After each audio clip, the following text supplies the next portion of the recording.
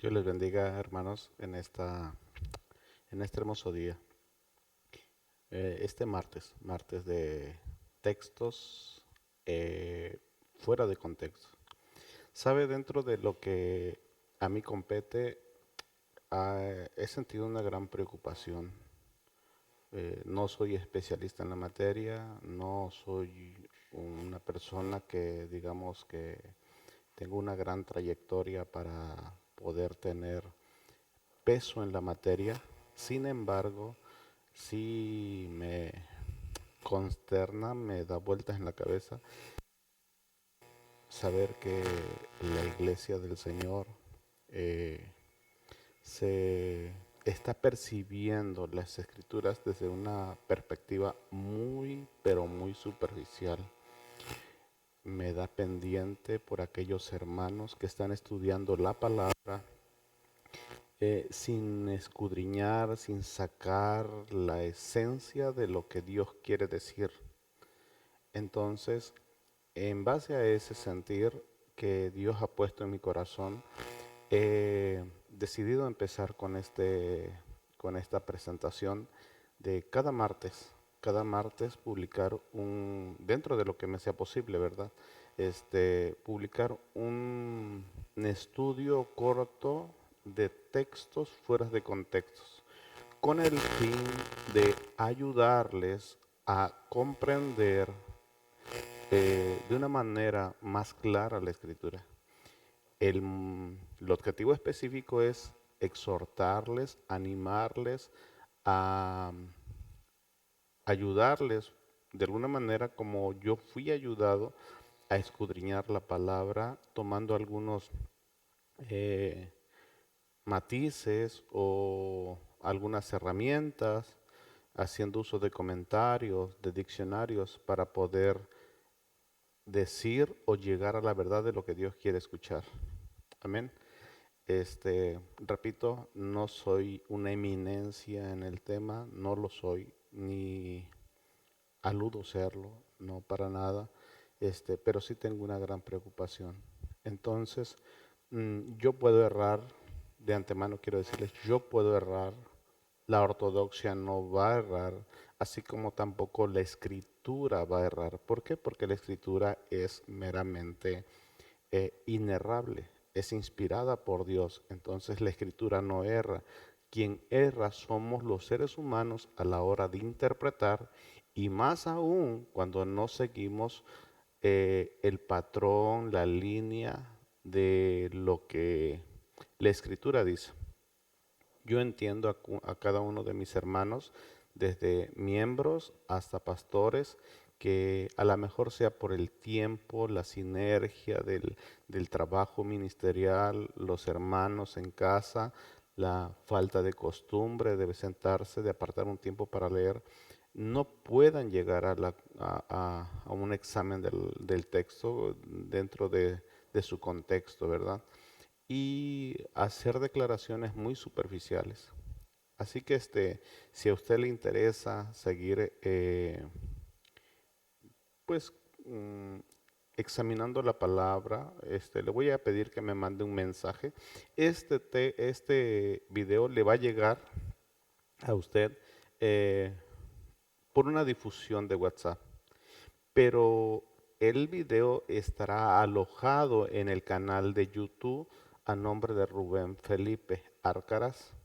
Si tú gustas estar al pendiente, puedes suscribirte, ¿verdad?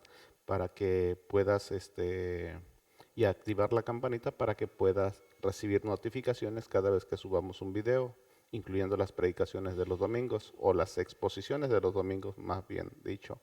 También te voy a pedir que por favor nos regales un like, si te gusta, ¿verdad? Regales un like. Si no te gusta, danos un dislike también, puede ser, ¿por qué no? Si tienes alguna duda, algún comentario, puedes escribirlo ahí abajo, en la caja de comentarios, y eso nos va a ayudar a nosotros, en este caso, para examinar un poco mejor la escritura. Estamos abiertos a seguir aprendiendo junto con ustedes y seguir creciendo en el conocimiento de nuestro Señor Jesucristo. Amén. Entonces, te va a llegar este video por una difusión de WhatsApp, pero el video estará alojado en el canal de YouTube. Amén. Bueno, sin más preámbulo, vamos a ir al texto que regularmente eh, se ha malinterpretado. Eh, Sin ánimo a ofender a ninguno de mis hermanos consiervos o eh, hermanos en Cristo, con un espíritu humilde quiero decirles que a veces necesitamos profundizar un poco más en la palabra, tomar las herramientas exegéticas de hermenéutica para poder nosotros extraer lo que Dios quiere decir en el texto y no lo que creemos que dice o lo que a veces percibimos de algunas predicaciones de otras personas. Es necesario, es imperante que nosotros examinemos el texto para poder alimentar a nuestros hermanos o para nuestra edificación personal simplemente, para poder comprender la escritura como debería de serlo. Amén. Entonces, ¿qué más? Hay un punto que se me está pasando. Uno de ellos sería, este, bueno, vamos a ir al texto. Amén. Para esto le voy a pedir que me acompañe nuestro primer texto que está fresco. Le voy a pedir que me acompañe al Mateo capítulo 3. También se me pasaba decirles que em, hay un método de estudio llamado método inductivo que está basado en observación, en 3 pasos sencillos: observación, interpretación y aplicación. Es un método muy bueno, yo lo recomiendo para que puedan aplicarlo a su estudio diario, al devocional, incluso hasta para exponer o para escuela dominical. Amén. Bien, sin más por el momento, vamos a ir al texto que nos compete. Y vamos a empezar, como dice aquí, en contexto fuera de contextos, a examinar. El texto a examinar sería Mateo capítulo 3, verso 12. Es necesario, hermano, tener presentes que cada vez que nosotros vayamos a exponer un texto, es fundamental conocer las costumbres, identificar quién está hablando, eh, a quién se está dirigiendo, también quién es la audiencia en ese momento, ¿verdad? Hace- Hacer algunas preguntas para indagar más sobre el texto que estamos estudiando. En este caso, le va a aparecer aquí en pantalla, ¿verdad? Nuestro, en nuestro logo como Iglesia Virtual Fuente de Gracia, ¿verdad? Que es un grupo privado que tenemos en Facebook. Nos reunimos los sábados, ¿verdad? A estudiar los evangelios sinópticos con algunos hermanos que están interesados, ¿verdad? Y también le va a aparecer nuestro texto en la pantalla grande, en la pantalla que está en blanco, texto fuera de contexto. Así que vamos a ir a nuestro texto. Y está en Mateo capítulo 2, en Mateo capítulo 3, verso 12. No es el 12, me equivoqué aquí. Voy a ver si lo puedo modificar. Sería em, el verso 12. Ajá. A ver. El verso 11 sería el que vamos a examinar. Amén. Entonces, vamos a ver propiedades. Vamos a ver ahí. Lo vamos a cambiar para que usted lo tenga en la pantalla. Mateo capítulo 3, verso 11. Así sería nuestro texto a examinar. Bien, entonces vamos a ir al texto. Dice así: Yo en la verdad os bautizo en agua para arrepentimiento, pero el que viene tras mí, cuyo calzado yo no soy digno de llevar, es más poderoso que yo. Él os bautizará en Espíritu Santo y fuego. Cabe aclarar aquí algo de entrada. Este texto no lo podemos usar como texto sede. Se le conoce en las herramientas hermenéuticas como un texto sede. ¿Qué es un texto sede? Un texto sede es aquel que yo estoy tratando de examinar, ¿verdad? Un texto sede es un texto que yo quiero agarrarlo como base, como fundamento para hablar de algo. En este caso, a menudo mis hermanos, cuando leen la escritura, tienden a agarrar este pasaje como el texto sede para hablar del bautismo del Espíritu Santo porque se acomoda en la línea cronológica, puesto que este pasaje lo está hablando Juan Bautista antes de que Jesús viniera al mundo, o más bien que se manifestara su ministerio. Ya Jesús ya estaba, ya existía, ya había nacido de María, ya era una persona adulta, pero todavía no se revelaba su ministerio. Sin embargo, ¿verdad? Recordemos que Juan Bautista, que es el que está diciendo esto, le precede a Jesús y Jesús se lleva una diferencia no más de un año y no menos de 6 meses de diferencia. Entonces, por lo tanto, podemos entender de que Jesús ya estaba presente en esos tiempos, ya existía, pero Juan todavía, Juan estaba ejerciendo su ministerio de bautizo en el río Jordán, entonces Jesús ya andaba por ahí. Amén. Otra cosa que tenemos que notar aquí es que, otra vez, yo no puedo tomar este pasaje, únicamente esta fracción que nos marca aquí, como un texto sede para hablar yo de del bautismo del Espíritu Santo y del Espíritu y el bautismo en fuego, o como el bautismo del Espíritu Santo en fuego, que hace referencia ahí en Hechos 2. No lo puedo tomar, ¿por qué? Porque su contexto o la perícopa, como se conoce en la hermenéutica, no está hablando de eso y es lo que vamos a examinar el día de hoy. Por eso se conoce este tipo de enseñanza o esta cápsula como textos fuera de contextos. Examinemos una vez más. Mire, vamos a ir al contexto, ¿verdad? En el contexto inmediato. ¿Cuál es el contexto inmediato? Bueno, el contexto inmediato es ver la pericopa. ¿De qué está hablando el comentarista, el escritor? En este caso, Mateo, ¿verdad? Porque estamos en el Evangelio según San Mateo. Entonces vamos a ver. Dice, contexto inmediato. Y vamos a ver el antecontexto. Observemos de qué está hablando. En aquellos días vino Juan el Bautista predicando en el desierto de Judea y diciendo, arrepentíos porque el reino de los cielos se ha acercado. Pues este es aquel de quien habló el profeta Isaías cuando dijo, voz del que clama en el desierto, preparad el camino del Señor, enderezad sus sendas. Verso 4. Y Juan estaba vestido de pelo de camello y tenía un cinto de cuero alrededor de sus lomos, y su comida era langostas y miel silvestre.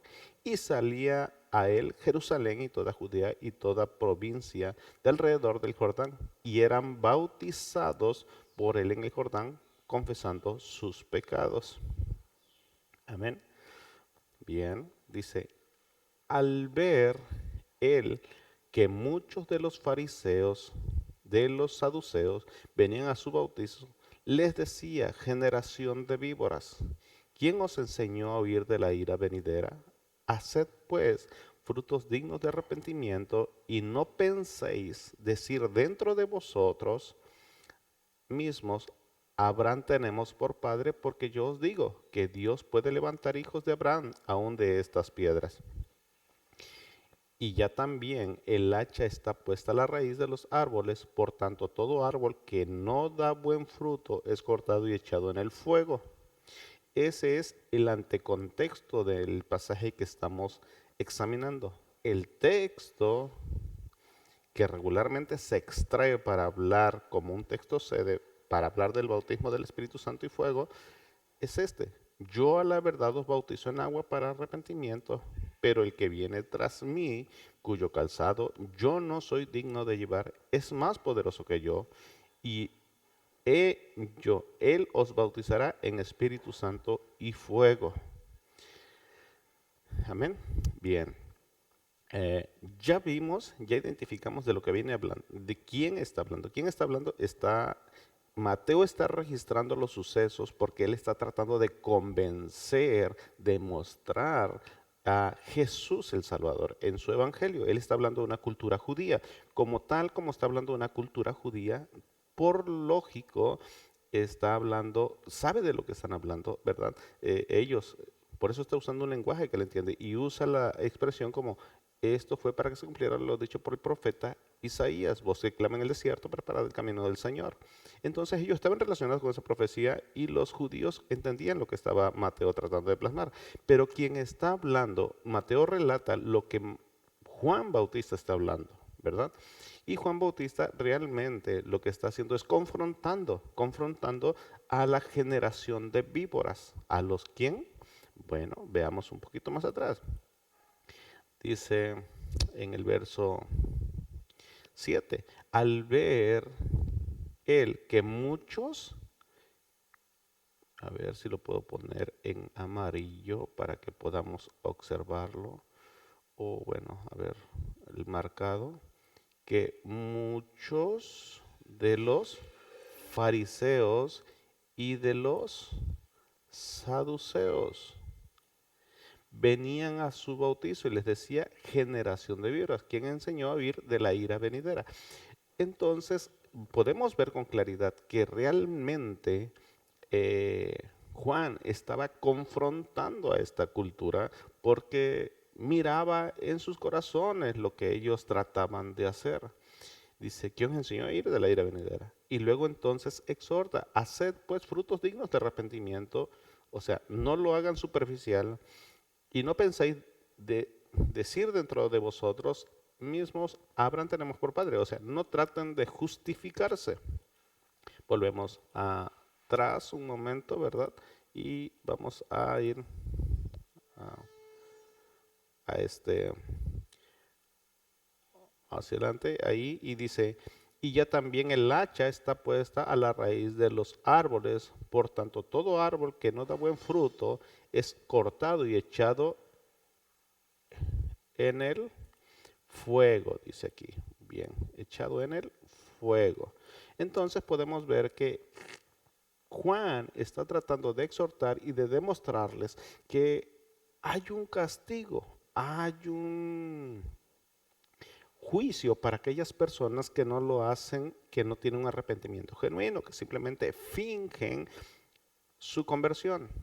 Ahora bien, vamos a ir a ver ahora el postcontexto. ¿Qué es el postcontexto? El postcontexto es lo que sigue después del texto. Y esto es, todavía pertenece al rango del contexto inmediato, pero es en el postcontexto. Y dice, su aventador está en su mano y limpiará su era y recogerá su trigo en el granero y quemará la paja, el fuego que nunca se apagará. Observemos otra vez, el fuego que nunca se apagará. ¿Qué quiere decir esto? Si nosotros observamos el verso 12, el postcontexto con antecontexto que dice, usa la palabra fuego que nunca se apagará, hace referencia al infierno. Amén.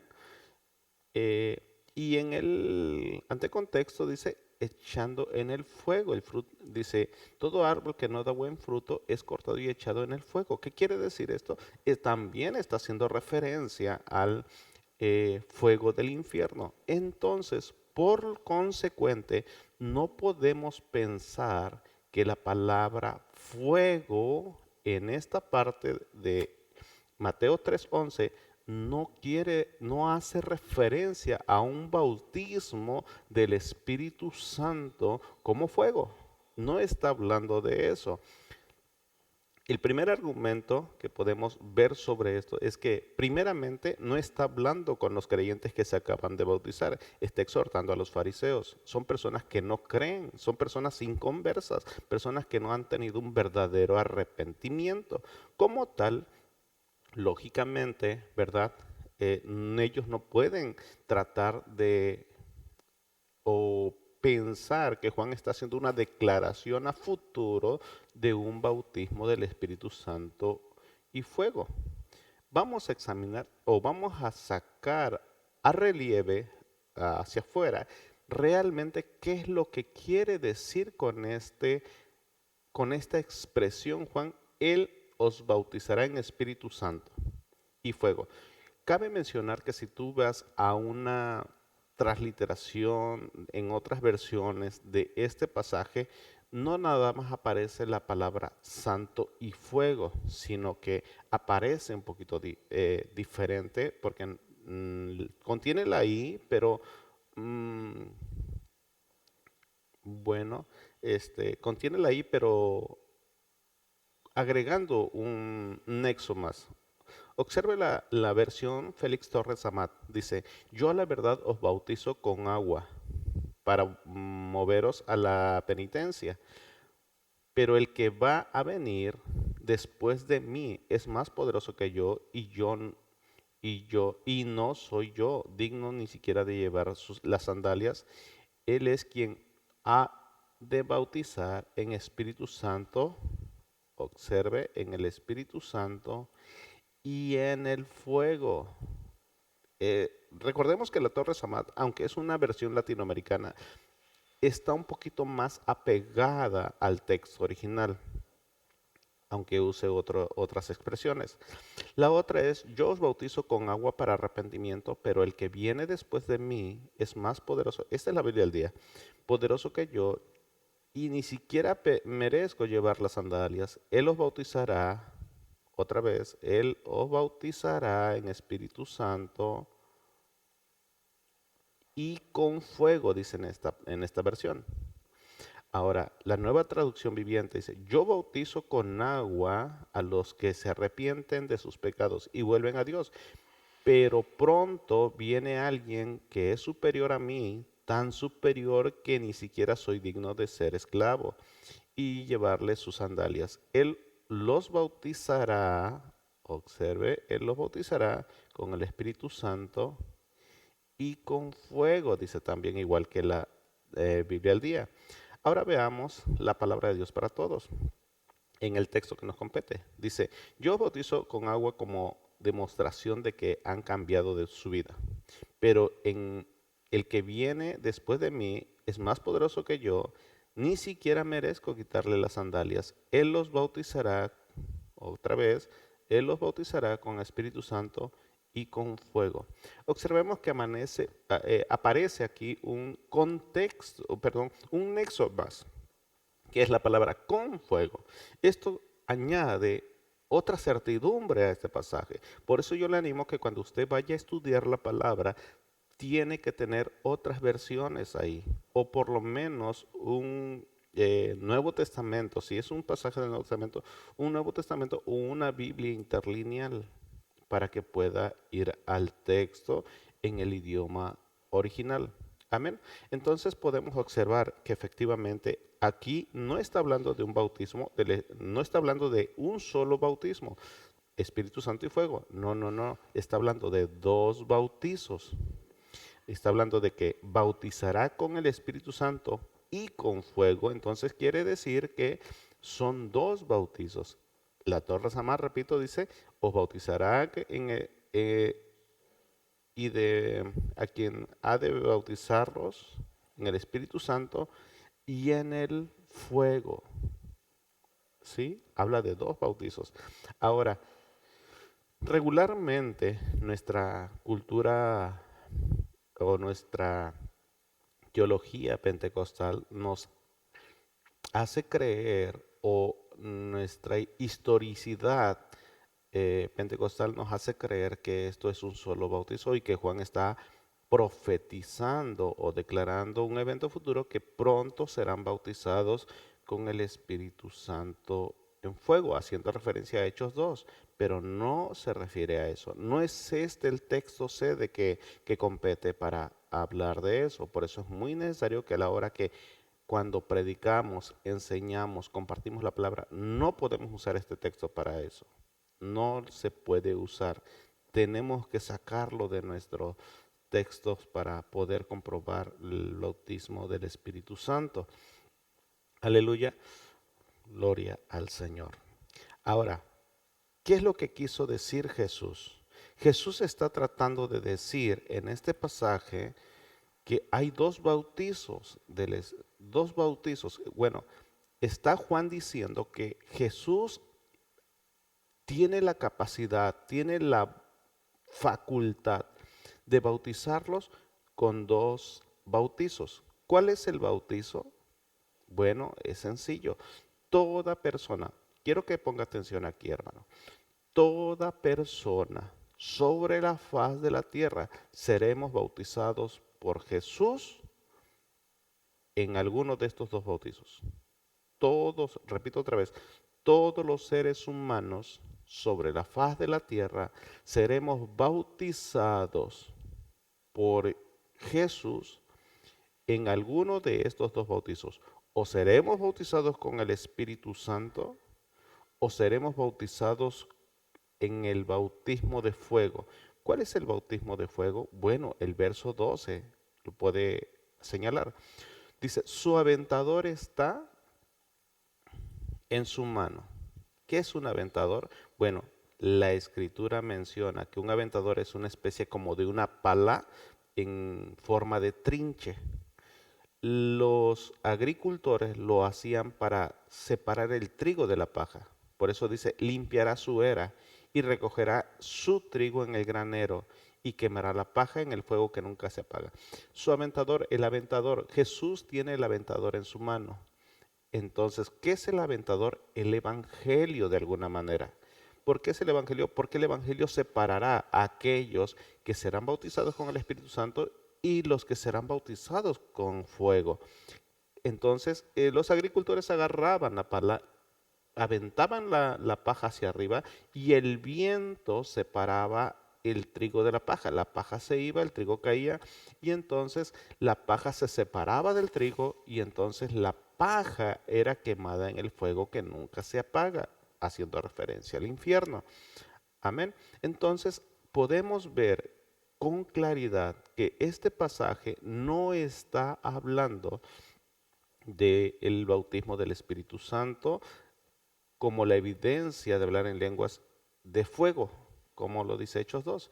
Mire, ¿por qué dice esto Jesús? Jesús tiene la capacidad y la facultad de poder decretar el juicio para una persona que no ha recibido el Espíritu Santo como las arras de su salvación. ¿Por qué lo decimos así? Porque mire lo que dice el contexto literal de lo que está hablando Mateo más adelante, o de lo que trata de mostrar Mateo. Mateo capítulo 10, verso 26 al 28 dice, así que no, está hablando de los afanes y cómo una persona no debe preocuparse. Si usted lee el contexto de este pasaje de Mateo 10, 26 hacia el antecontexto y luego el contexto, usted dará cuenta. Dice en Mateo 10, 26, así que no los temáis, porque nada hay encubierto que no haya ser manifestado ni oculto, que no haya de saberse. Lo que os digo en tinieblas, decidlo en la luz. Y lo que os digo, lo que oís al oído, proclamarlo desde las azoteas. Y no temáis, porque recordemos que los envió a predicar y luego tenían cierto temor. Y entonces dice, no temáis a los que matan el cuerpo, personas que hacen el mal, los cristianos, los que están nacidos nuevos, los que realmente han sido bautizados con el Espíritu Santo. Jesús les da las indicaciones. No teman a los que matan el cuerpo, mas el alma no pueden matar. Temed más bien a aquel que puede destruir el alma y el cuerpo en el infierno. ¿Quién es esta persona que tiene la facultad de poder decir, este es justificado y este es condenado o derramado la justicia de Dios sobre él? ¿Quién es? Solamente Jesús tiene la facultad de poder eh, hacer esta declaración. Solamente Jesús puede condenar a una persona o destruir, ¿verdad?, el alma y el cuerpo en el infierno. Solamente nadie más, ni siquiera el diablo con el poder limitado que tiene la facultad. Solamente Jesús, a través de su justicia, a través de su palabra, a través del juicio que se ejercerá a todo ser humano. Entonces volvemos otra vez. Y ahí el texto. Entonces, lo que está hablando Jesús aquí en este pasaje es efectivamente, hermano, que está hablando de dos bautizos. El bautismo del Espíritu Santo y el bautismo de em, el bautismo del Espíritu Santo, ¿verdad? Y el bautismo de fuego en el infierno. Entonces, no debe del creyente procurar este bautismo de Espíritu Santo y fuego como lo hemos compartido en muchas ocasiones y de los cuales muchos hermanos haríamos bien en si nos retractáramos de usar este pasaje como un texto sede para poder hablar del bautismo del Espíritu Santo y fuego. Hermano, que Dios te bendiga, que Dios te guarde. Espero que haya sido de edificación para ti estos 30 minutos, 31 minutos de texto fuera de contexto. Y esperamos ver tu like, tu suscripción ahí en el canal, si te ha sido de bendición esta cápsula de textos fuera de contexto. Que Dios te bendiga.